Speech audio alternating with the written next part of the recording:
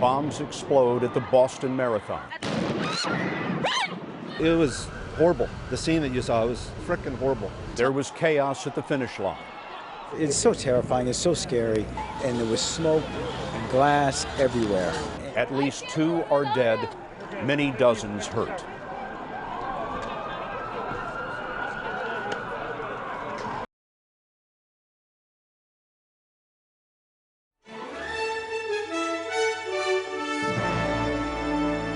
This is the CBS Evening News with Scott Pelley.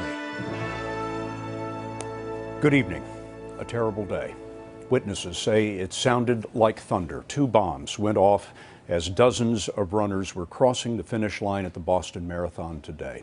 One explosion near the reviewing stand at the finish line injured bystanders, knocked many runners off their feet, and seconds later, another blast about 2 blocks away. At least 2 people are dead, although that number is expected to change.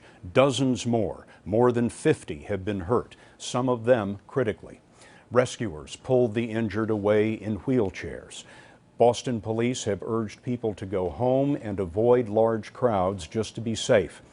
The attack came at the end of the Boston Marathon, a grueling 26-mile race from Hopkinton, Massachusetts to downtown Boston, ending on Boylston Street, where the explosions occurred. We have a team of correspondents covering every angle of this attack, and we'll begin tonight with Terrell Brown in Boston.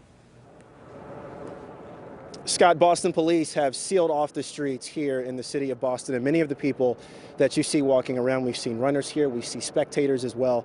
Many people standing around just searching for answers still at this point. Police vehicles driving up and down the streets here. We've seen the SWAT team and SWAT teams also moving around, helicopters hovering around overhead. We're actually 3 blocks away right now from where the initial explosion, that first explosion, happened.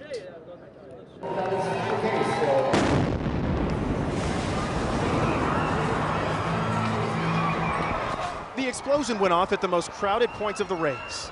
12 seconds later, there was a second explosion just a couple blocks away. It's so terrifying, it's so scary, and it was so loud.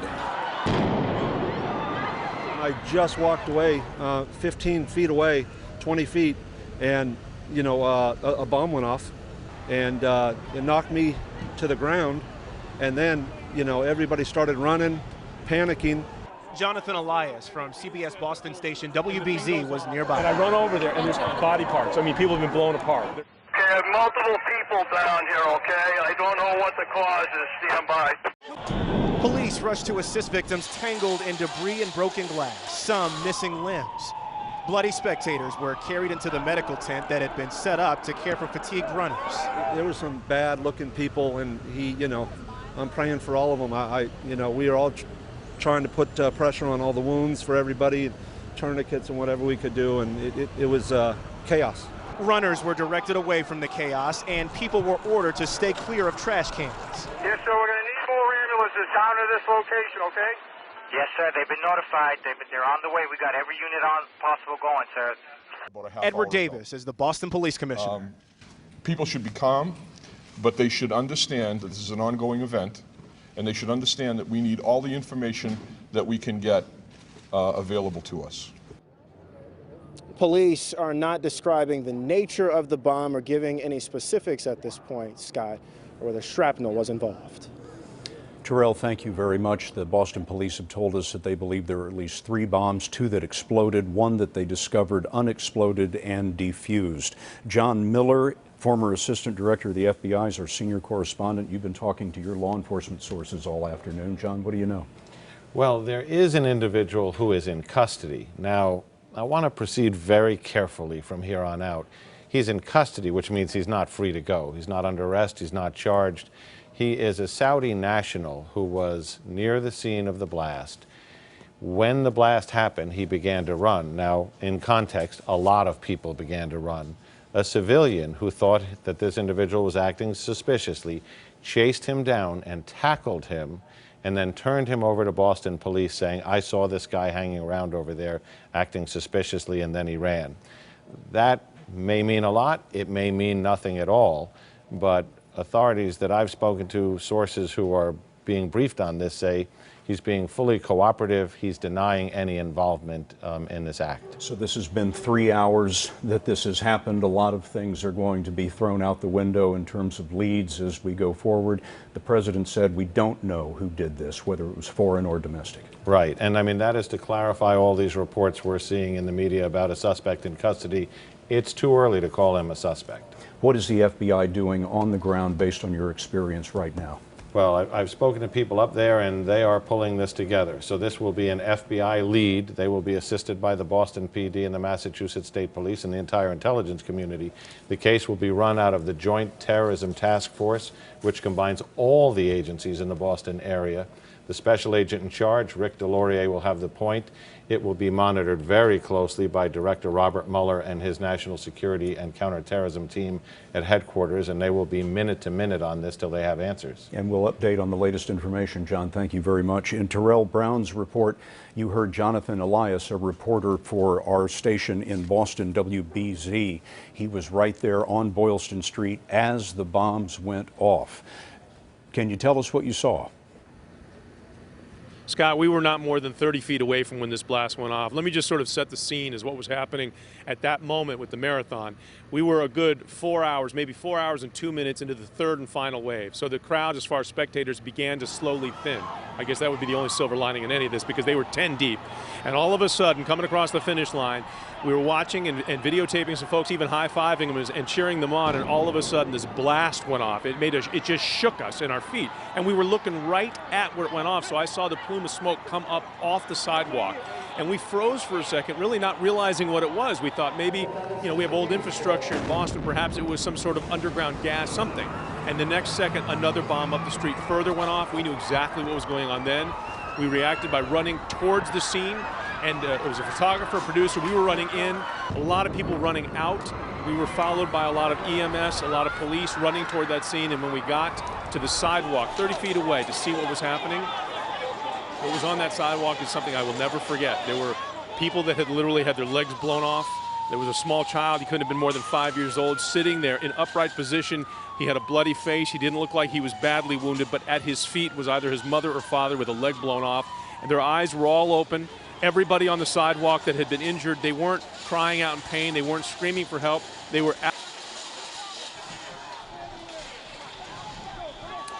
Jonathan Elias, we've apparently lost that communication with him. We'll try to get him back, but he was there at the moment that both bombs exploded. By our count, at the emergency rooms around Boston, there are more than 53 people being treated. Many of them are in critical condition. They were rushed to various emergency rooms under an emergency plan that had been set up long in advance.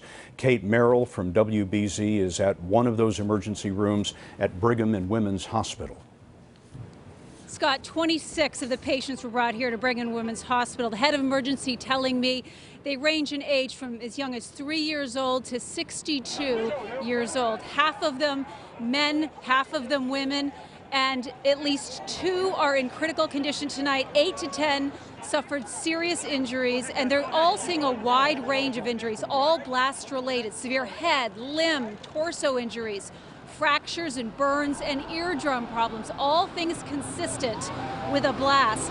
The hospital is now on a lockdown here at Brigham and Women's. The FBI, the ATF, state and local police, all here, armed guards are standing outside, which means family members trying to come here to see their loved ones can't get in. Only patients and staff. The head of emergency told me just a short time ago, this is something they train their whole lives for, but is something he himself has never seen, nor could he believe what he witnessed in the ER today.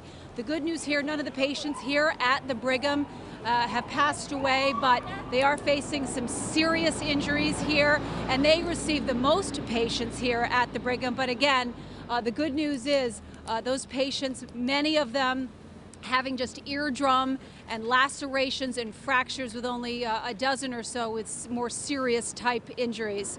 But a scene unlike anything these doctors here in Boston have ever seen. Scott, back to you. Kate Merrill of WBZ. There are a number of hospitals in the area that have received victims of this terrorist attack. The latest we had from the Boston police was that 2 people had been killed. We don't know of any more than that, but Dr. John LaPook has been talking to the various emergency rooms. Doctor, what do you know now? Well, I know that the number is now closer to about 60 or 61, Scott. We have about 22 at Mass General. We said there were 26 at the Brigham, and there are various other hospitals that are involved also. As we heard, the injuries range anywhere from a punctured eardrum to lacerations to very serious wound injuries. I spoke to the head of the emergency department, Dr. Walls at Brigham and Women's, and he said that there was a serious leg injury, the serious head and neck injury, and of course punctured eardrums that they're seeing. But most of all, he said, in addition to those serious injuries, people were really shaken up. That he said that people were just in shock at having seen these pieces of body parts and something they're just not prepared for. One of the youngest victims that you know about is 3 years old. 3 years old and transferred to Children's Hospital because they're triaged to very specialty-oriented hospitals, and Children's is prepared to take care of kids that young. John, best medical care in the world. Thank you. Thank you very much. It is very early in this investigation. It was just a short while ago that we heard the president say from the White House that we do not know who did this, but whoever did it would, quote, feel the full weight of justice, end quote. Bob Orr is in our Washington bureau. He's been talking to his sources about the investigation. Bob, what are you hearing? Scott, it appears we're dealing here with a couple of relatively small but still powerful bombs that were placed in trash canisters along the marathon route, one near a crowd of spectators at the finish line and one a little further on down the race course. They went off in close proximity, which seems to suggest some planning here. Either more than one person was involved, or it was somebody, investigators figure, who had the time and the knowledge to set these timers in some kind of sequential pattern. We don't know if this is a foreign group or a foreign-inspired plot, or if it's a domestic group. That's wide open right now, and investigators are just starting to go through that. Scott? Bob, we understand that there is surveillance video that is being examined by the various investigators. We also understand that a third bomb that did not explode has been taken intact by the Boston police and defused. What could all of that mean? Well, that's very important evidence, potentially. The surveillance video in particular might help identify suspicious people near the area. We know about one man who John talked about who's now being questioned as possibly linked, and we want to emphasize possibly. The bomb, or even remnants of the exploded bombs, could tell us about how the bomb was constructed, maybe even who made it, the methodology that was involved, and that could point us either toward, like an al-Qaeda affiliate, like al-Qaeda in the Arabian Peninsula, or more towards a domestic type component. So these are very important pieces of the puzzle as they start down the course of investigation, Scott. Boylston Street, right in the heart of Boston, is likely to be a shut-down crime scene for quite some time as the police comb the area to look for every single clue that they can find from the explosions. Now, few people have as much experience in counterterrorism as the Commissioner of Police in New York City, Ray Kelly. He is joining us now on the telephone. Commissioner Kelly, I understand that you've put your force on a heightened level of alert. Why is that?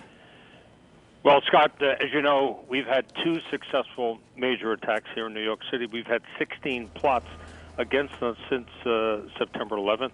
We have devoted significant resources to protecting the city from a terrorist event. So this is what we do. We've done it in the past, and we're doing it right now. What should New Yorkers do? Well, New Yorkers should be alert, and we ask them to be aware of their surroundings. If you see anything suspicious, call our resources, call 911, call 311 if it's not an immediate emergency. But you know, as I say, we've had we've had the experience here of significant events and plots against us. So we would hope that New Yorkers are vigilant. We are in the crosshairs of terrorists, and we don't believe the threat has diminished very much. We don't know the genesis of this. We don't know who's responsible for it, but we sort of have to have a 360-degree perimeter in this city and other cities as well, obviously. Ray Kelly, Police Commissioner of the New York Police Department. Commissioner Kelly, thank you very much. President Obama vowed to bring justice to whoever is responsible for the bombings. We'll have that part of the story when the CBS Evening News continues.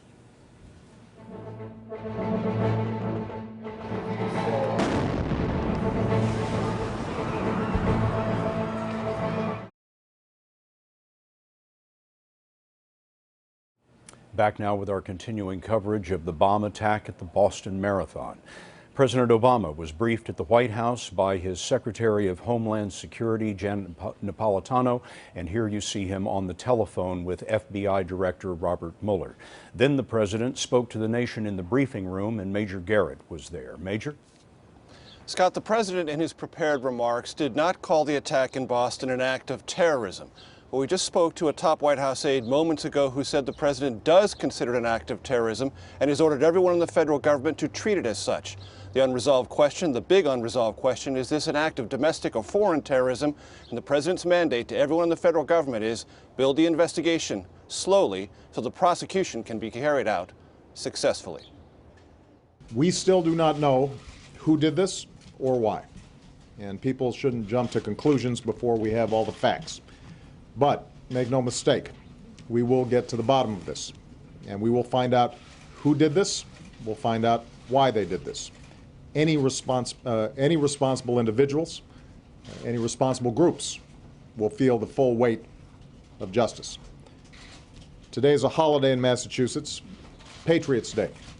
It's a day that celebrates the free and fiercely independent spirit that this great American city of Boston has reflected from the earliest days of our nation. And it's a day that draws the world to Boston's streets in a spirit of friendly competition.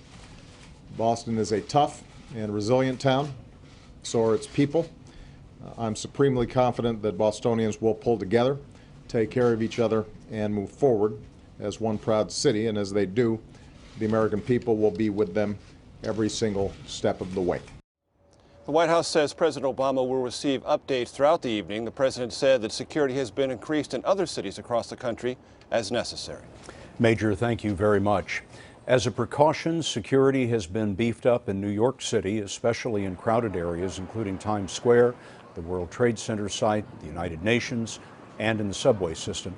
More than 1,000 counterterrorism officers have been mobilized in New York, in addition to the thousands of patrol officers always on the streets. We will have another look at the explosions and speak with the man who shot the video when we come back.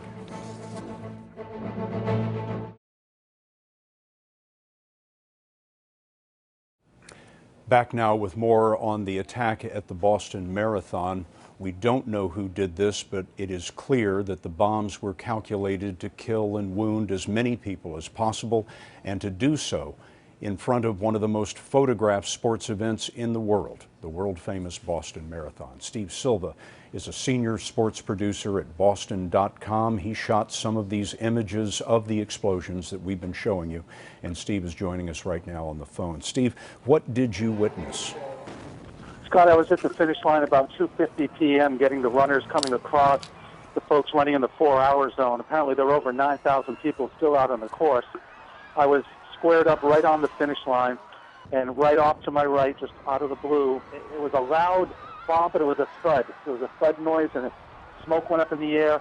And for a split second, maybe you thought, oh, is this some kind of a firework for some runner, famous runner coming across? But then we all, there's a few photographers, videographers, we ran toward the area, and as we're running, probably under 20 seconds later, the second bomb went off, up one block up on Fairfield and Boylston Street.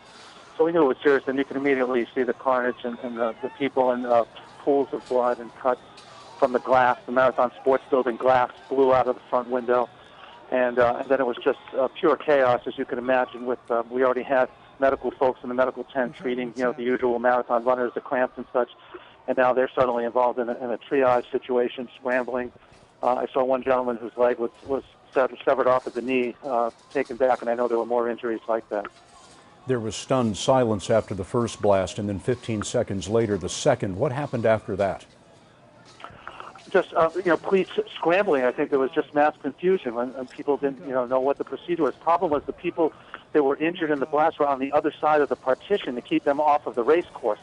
So everyone had to pull the partitions away to get to the people, and then, radio the people in the medical tent, and then the police came. But you couldn't get outside help because all the roads were blocked off, and the sidewalks were then thick with about 10, 15 people. So people were just running in every direction but didn't really know which direction to go. It was just pure chaos. Steve Silva, thank you very much. We will update you with the very latest information that we have when we come back in just a moment.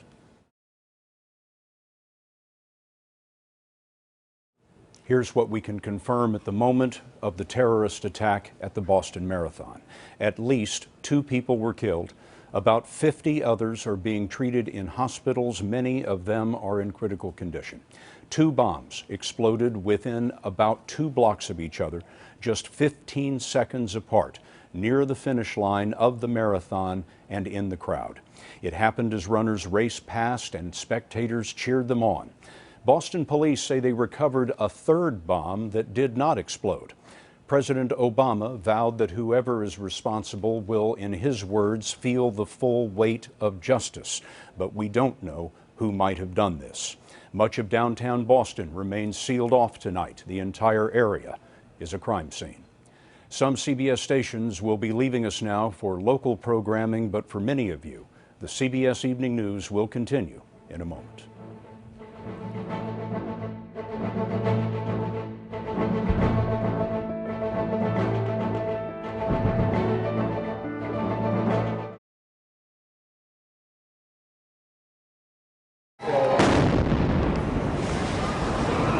Tonight, bombs explode at the Boston Marathon. It was horrible. The scene that you saw was frickin' horrible. There was chaos at the finish line. It's so terrifying, it's so scary, and there was smoke and glass everywhere. At least 2 are dead, many dozens hurt.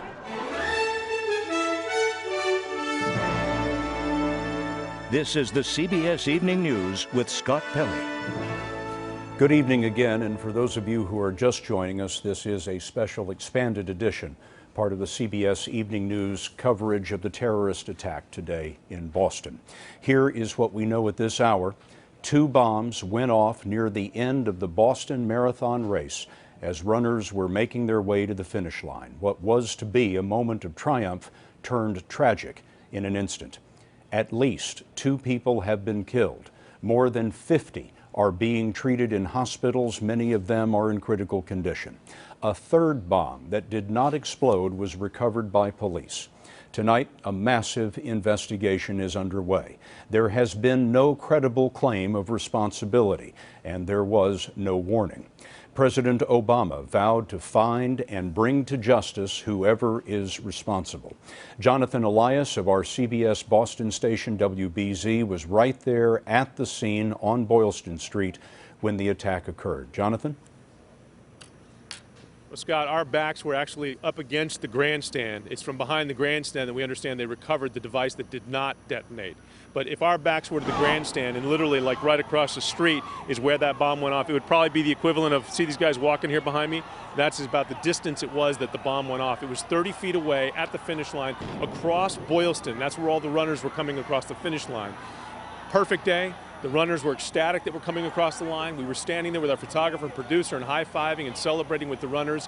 And in an instant, we heard this blast. It shook us. It really just rattled us. And we see the smoke come up off the sidewalk. And for the first instant, everybody just stood still, not knowing what had just taken place. And within a matter of seconds, another bomb 2 blocks up had gone off. And at that point, everybody knew what was going on. People were running in Boylston Street, jumping into the street and running past us in each direction. And then we ran toward where the bomb had gone off, and we were followed by EMS and some of the volunteers from the race. And there was a barrier. If you can see this fence here behind me, those fences right there were all wrapped around Boylston to keep the runners separated from the spectators. And those fences actually blocked the EMS from getting to the folks on the sidewalk that were hurt. The photographer I was working with, Brian Foley, big 6'5" guy, he grabbed that fence while shooting at the same time and yanked the fence back. And then the scene that we saw on that sidewalk, Scott, it's hard to get your head around. I mean, I saw in all the carnage, there must have been an 8-year-old boy or a 5-year-old boy sitting upright.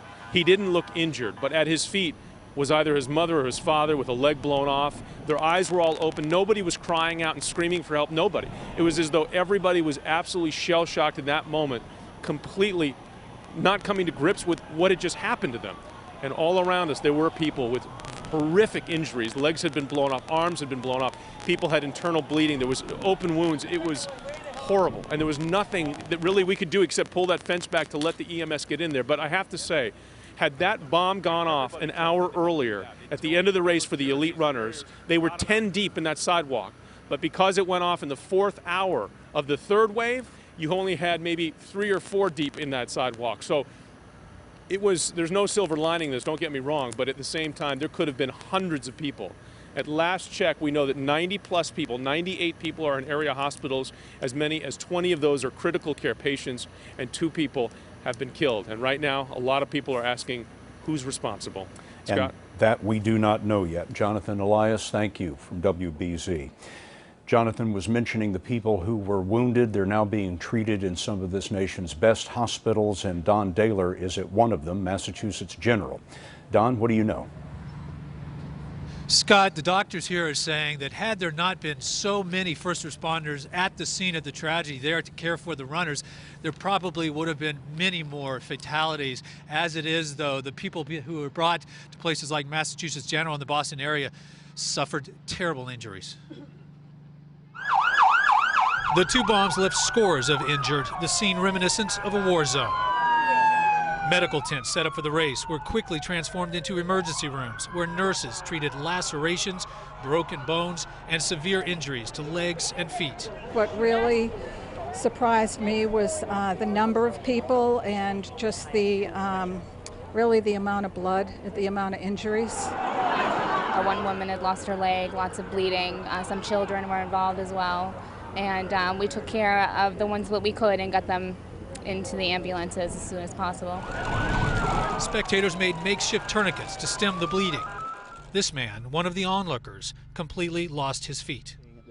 Chief of Emergency Services at Massachusetts General, Alastair Kahn. Some of the patients have already received traumatic amputations at the scene. Their legs, they feel like, are being blown off. This is like a bomb explosion that we hear about in the news in Baghdad or Israel or some other tragic space in the world. And we know of 3 children at least who were injured, including a 2-year-old boy who suffered severe head injuries. Scott. Don, thank you very much. It is early in the investigation. About an hour ago, the president briefed the country and said that we do not know who did this, whether it was domestic terrorism or inspired overseas, but he said whoever did it would, in his words, feel the full weight of justice. Homeland Security correspondent Bob Orr has been talking to his sources all afternoon. And Bob, what can you tell us about the investigation so far?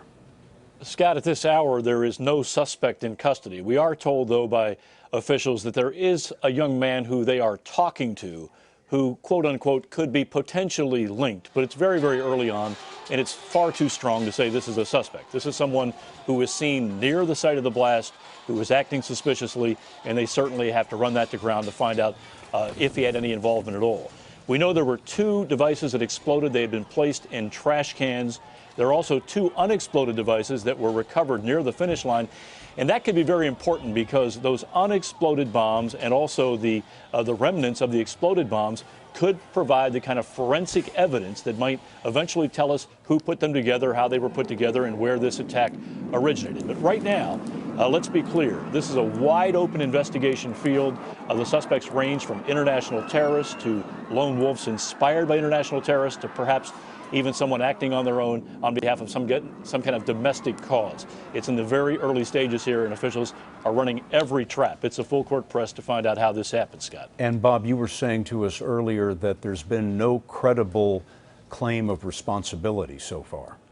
That's very important, too. There's been not only no claim of responsibility after the fact, Scott, but there was nothing that I'm aware of in the intelligence reporting pipeline in advance of this attack to signal that Boston was any kind of target today. This really came out of the blue. In fact, to give you an idea of how unexpected it was, it took almost an hour for some of the federal agents involved to even get to the blast scene. So this was not on anyone's radar, which suggests it was either very, very carefully planned or it was a very closely held plot by maybe 1 or 2 people, a lone wolf type plot. Bob, thank you very much. Another reporter who was at the scene during the explosion was Kylie Atwood, a CBS News producer. She was on Boylston Street. And Kylie, what did you see? Yeah, Scott, I was there. I was in between the two bombs. So when the first one went off, I was directly to the right of it, and we heard a loud explosion, looked around and saw smoke, and that's when we knew that something had gone wrong. We heard screaming, yelling, people started running, and I actually ran in the direction of the other bomb. Unfortunately, ran directly towards that, and that's when we started seeing young children being carried by their parents, being carried by police. We also saw some people on the ground. We saw blood all over. It was a really horrific, scary scene.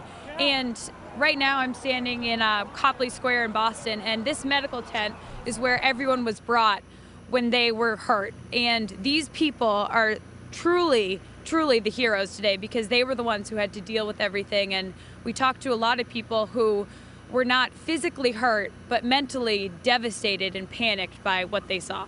Kylie Atwood, thank you, Kylie. Let's orient you a little bit and show you where Kylie was when the bombs went off, give you some sense of the proximity of the two explosions. The first bomb was right next to the finish line at the bottom of the screen. The second bomb that went off about 15 seconds later was roughly 2 blocks up Boylston Street. The third bomb that did not detonate was also right there by the finish line.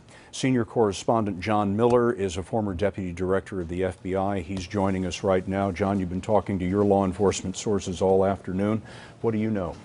Well, either things are going really well or this is going to be very challenging, and that hangs on this individual they have in custody. So let's go back over that. How does this happen? It happens that the first device goes off, the second device goes off, and somebody who's noticed this individual saw him acting in a way that they thought was suspicious. They see him running away from the device. Now, a reasonable person after an explosion would be running away, but this person had noticed them before. This is a civilian now. Chases him down, tackles him, turns him over to the Boston police. The individual who is being looked at was suffering from a burn injury. That means that person was pretty close to wherever this blast went off, but not so close as to suffer the serious injuries that other people did. He is in custody. Authorities tell me he's being fully cooperative, meaning he's answering all their questions, he's denying any involvement. I would say that they're going to be going over his communications, they'll look into his phone, they'll be getting, they'll try to look at every aspect of his life. And they'll want to talk to that person who found him and tackled him and say, what exactly was he doing that was so suspicious? So if that individual pans out, that of course gives the case a big jump forward. If not, then they're back to physical evidence, forensics, witnesses, and whatever they can pick up on those surveillance cameras. These 2 blocks of Boylston Street, right in the heart of Boston, are sealed off now as a crime scene. What are they looking for? Well, what they're looking for is what they can pick up about those 2 devices that detonated. What set them off? Were they command detonated, meaning was somebody standing in between them with a remote control? Were they controlled by a cell phone, where somebody could have been watching the finish line on television and detonated? Or were they carefully timed? And that would be a challenge, Scott, to have them timed to go off so close together and to place them in those places without them being detected as suspicious. What does it mean for the investigation that at least one other bomb was recovered intact? That is a big advantage, because it is a lot easier to work from a bomb that is intact than it is to piece one together from a million pieces and imagine the parts you can't find. If they have that, the forensic possibilities are almost endless. They could come up with a fingerprint, even one left unintentionally on a piece of duct tape. They could come up with a human hair that matches DNA that they may have taken any number of places. So that would be a big break.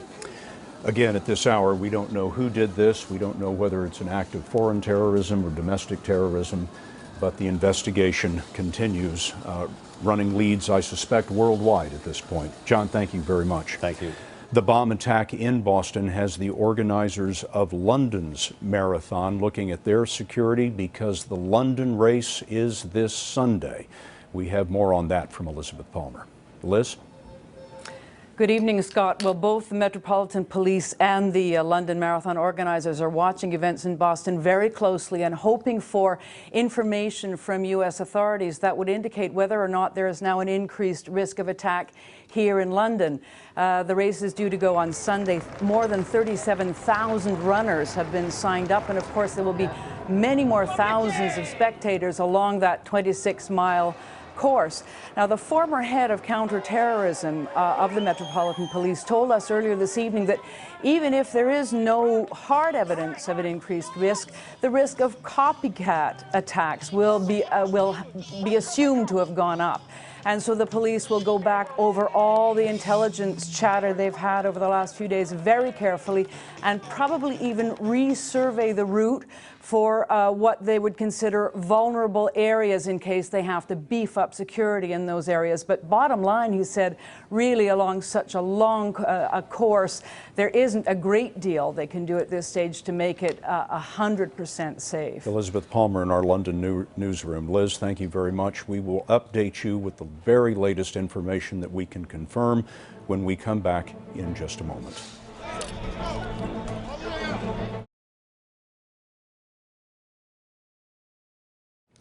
Two dead, more than 50 wounded in the terrorist attack today in Boston.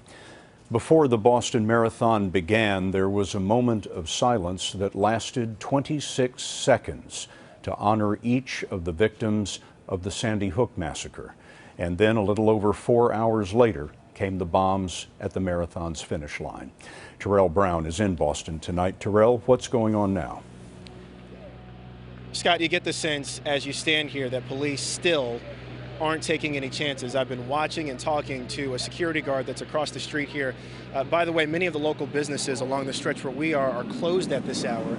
And that security guard was told by police to continue checking the trash cans that are nearby, at least on this site. He has been pacing up and down the street. One of those trash cans, it looks like right now, actually being removed across the street. This happening at this very moment. As we take a look here, guys, they have been focusing on these trash cans along this block for some time now. As I mentioned before, police telling security here to look into these trash cans over and over and over again. Don't stop. So I've been watching the security guard pace the block here, looking at the trash cans along the street. It is these types of measures that are being taken right now, again, as police are telling folks here to not take any chances, to keep an eye out. The area is sealed off. That's police, that's fire. We've seen state police. We've seen SWAT teams.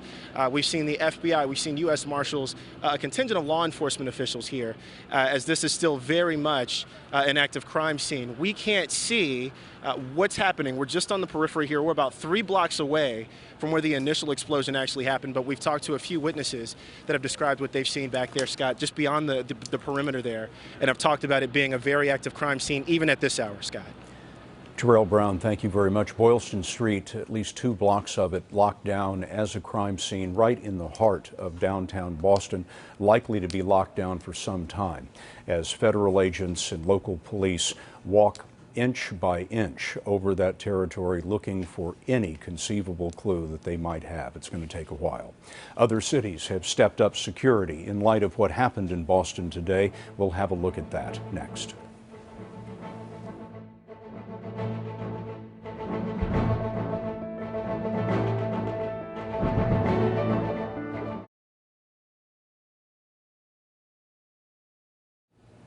A number of major cities in the U.S. have increased their security precautions.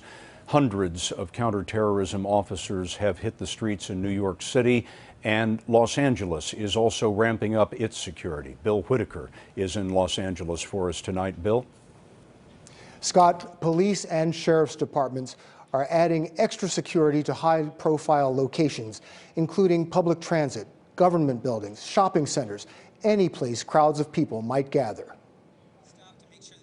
There will be an increased police presence at sporting events, including tonight's Dodgers game in Los Angeles, which is a high-profile tribute game to Jackie Robinson. The stadium will be staffed with additional police officers, bomb squad personnel, and bomb-sniffing dogs. Commander Andrew Smith with the LAPD. Well, we're looking at all our critical sites, of course, as we always do in situations such as this. But in this case, we're also looking at all the events where there are a large number of people. The Sheriff's Department has activated its Emergency Operations Center, a high-tech command post that consolidates the city's emergency, police, and fire departments. Here, officials would coordinate any response to mass casualty events. And security has been beefed up at airports along the West Coast with more checkpoints, bomb-sniffing dogs, and security officers. San Francisco Police Chief Greg Suhr. This turns the clock all the way back to 2001 again, I think, at least until we find out exactly what happened in Boston, right? So whatever the thinking was on September 12th is now the thinking today.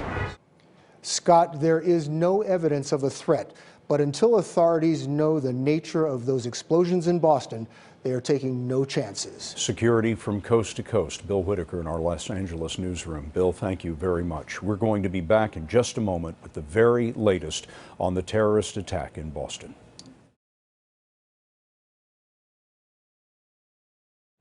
Here's what we know at this hour about the terrorist attack along the route of the Boston Marathon. 2 people are confirmed dead. Many more than 50 others have been wounded, perhaps as many as 90, and some of them are in critical condition tonight. 2 bombs went off near the finish line of the marathon today, which is also Patriots' Day, commemorating the beginning of the Revolutionary War. The blasts came 15 seconds apart, less than 100 yards from each other. A 3rd bomb was discovered by police nearby and was disarmed before it exploded. This happened about 2 hours after the winners crossed the finish line, after the crowds had thinned somewhat. We do not yet know whether this is a case of foreign or domestic terrorism, but CBS's Bob Orr has learned that authorities are already questioning someone who was arrested at the scene, who was detained at the scene, I should say, and who has been cooperative with police so far. President Obama insists that whoever is behind this will, quote, feel the full weight of justice. Much of the heart of Boston is shut down tonight. Security has been stepped up in major cities from coast to coast. Bob Orr is joining us in the Washington newsroom. Bob, is there any reason to believe that this is part of a larger plot? As time goes on, Scott, officials are getting increasingly comfortable. They're a little nervous, but increasingly comfortable that this is not part of some wider plot. They would have expected, they say, to see activities in other cities if something were going to happen. Now, you can't take that to the bank, but that is the philosophy they're operating on right now. They're talking to this one person who they've been questioning about a potential involvement in what happened in Boston. But I have to emphasize this person is not a suspect, and I'm told it's way too early even to assume that he might be a person of real interest. Downtown Boston essentially is a crime scene. Agents now are going back along the entire route of the marathon looking for shrapnel and evidence as they piece this together, Scott. Bob Orr, thank you. That is our expanded edition of the CBS Evening News.